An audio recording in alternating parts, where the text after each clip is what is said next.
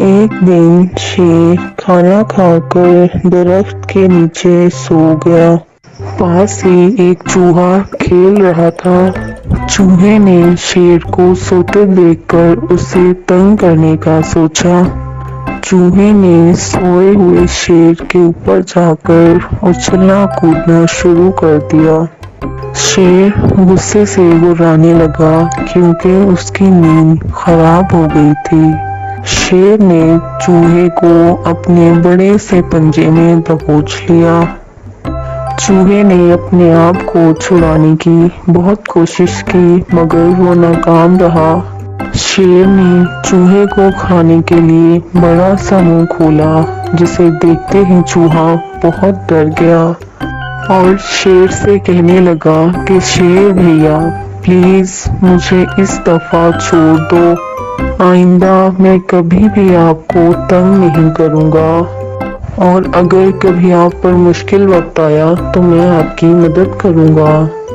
چوہے کی بات شیر کے دل کو لگتی ہے، وہ اسے چھوڑ دیتا ہے اور کہتا ہے کہ فوراً یہاں سے چلے جاؤ اس سے پہلے کہ میں پھر تمہیں پکڑ کر کھا لوں۔ چوہا بہت خوش ہوتا ہے اور کہتا ہے کہ شیر بھیا میں آپ کا احسان کبھی نہیں بھولوں گا، اور وہاں سے بھاگ جاتا ہے۔ کچھ دنوں بعد شیر جنگل میں جا رہا ہوتا ہے کہ اچانک وہ شکاری کے بچھائے ہوئے جال میں پھنس جاتا ہے۔ وہ جال سے نکلنے کی بہت کوشش کرتا ہے۔ جب وہ جال سے نہیں نکل پاتا تو وہ غصے سے گھرانا شروع کر دیتا ہے۔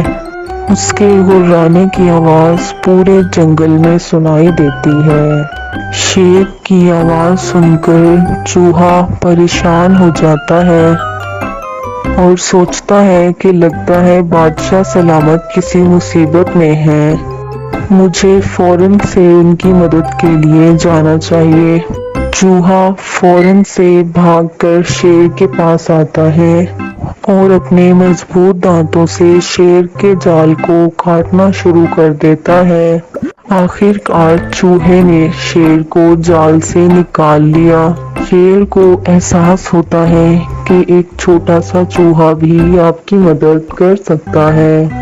شیر اسے کہتا ہے کہ تم نے جنگل کے بادشاہ کی جان بچائی ہے، آج سے تم آزاد ہو، یہاں کا کوئی بھی جانور تمہیں کچھ نہیں کہے گا۔